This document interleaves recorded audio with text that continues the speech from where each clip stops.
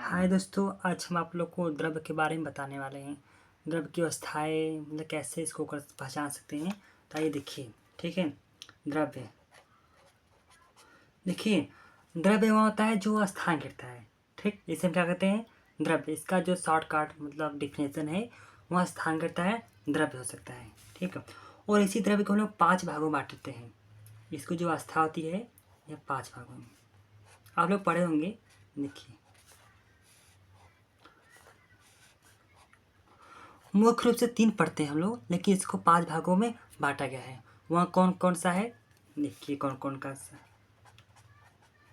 पहला ठोस, दूसरा द्रव, तीसरा गैस, चौथा प्लाज्मा, पांचवा BEC। देखिए यहाँ अंतर, देखिए यहाँ पर द्रव्य, यहाँ द्रव, ठीक। आप लोग ध्यान से पढ़िएगा इसको। तो ये देखिए ठोस क्या होता है।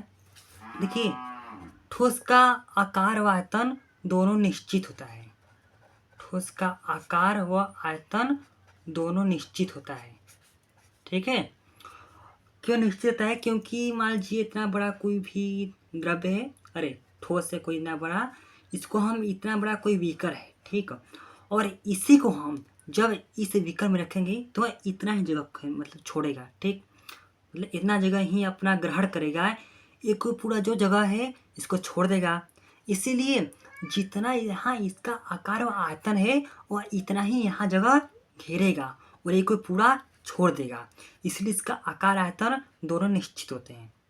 और इसके जो कण होते हैं सबसे मजबूती से बने रहते हैं। और यहाँ देखिए जो द्रव्य होता है ना, द्रव्य का आकार निश्चित इसका नहीं होता है, आयतन निश्चित होता है। क्योंकि देखिए द्रव्य है, जैसे आप यहाँ पर कोई भी द्रव्य है, कोई बीकर है, द्रव्य है। इस द्रव्य को आप जैसे कोई बोतल है, ठीक है, कोई बोतल में रखेंगे तो ये जो द्रव्य होता है इस बोतल का आकार का ग्रहण कर लेगा। मतलब आप जिस भी चीज़ में इस द्रव्य को रखेंगे उसी तरह हो जाएगा। लेकिन हाँ ये देखिए, इस स्थान तो सबका ले लेगा जरूर, लेकिन द्रव्य का जितना आयतन रहता है उतना ही घेरता है। जैसे यहाँ 1 लीटर है तो इसमें आएगा तो 1 लीटर ही मतलब लेगा, ये बाकी छोड़ देगा। इसलिए इसका आकार निश्चित नहीं होता लेकिन आयतन निश्चित होता है। लेकिन यही आपका जो गैस है, गैस का देखिए न तो आकार निश्चित होता है न तो आयतन निश्चित होता है। क्योंकि आपका ये कोई थोड़ा सा बीकर है, इसमें इतना मान लीजिए गैस भरी है, आप इसको इतना बड़ा या कितनों बड़ा में रखेंगे ना, यह होते क्या है, गैस पूरा जगह हुआ छेड़ लेती है। इसके जो कण होते हैं पूरा दूरी में एकदम फैल जाते हैं। यह गैस कहता है कि ये पूरा मेरा ही जगह हुआ है, इसलिए नहीं छोड़ता जगह, पूरा जगह ही ग्रहण कर लेगा अपना पूरा। इसके जो कण हैं पूरा एकदम फैल जाते हैं। इसलिए ना तो इसका आकार निश्चित होता है ना तो आयतन निश्चित होता है। क्योंकि आप किसी भी रखेंगे वैसा एक आकार पर मतलब ले लेगा ये, और आयतन इसके जो कण होते हैं एकदम दूर दूर फैल जाते हैं। यह ना तो द्रव्य जैसा है ना तो ठोस जैसा है। अब प्लाज्मा देखिए, प्लाज्मा आपका सबसे हीट अवस्था है, ठीक। सबसे गर्म अवस्था प्लाज्मा होती है, सबसे गर्म अवस्था प्लाज्मा होती है। देखिए आप जैसे कोई भी लोहा ले लिए, लोहा का पहले रंग होता है लाल होता है। आप जैसे इसको गर्म करते जाएंगे उसका जो रंग होता है गाढ़ा लाल होता जाता है। फिर आप उसको जितना ही गर्म करेंगे ना, उसका एक बार ऐसा रंग आएगा, उसका रंग नीला हो जाता है। तो जब उसका रंग नीला होता है ना, उसी को हम प्लाज्मा मान लेते हैं, क्योंकि प्लाज्मा भी एकदम हीट अवस्था है।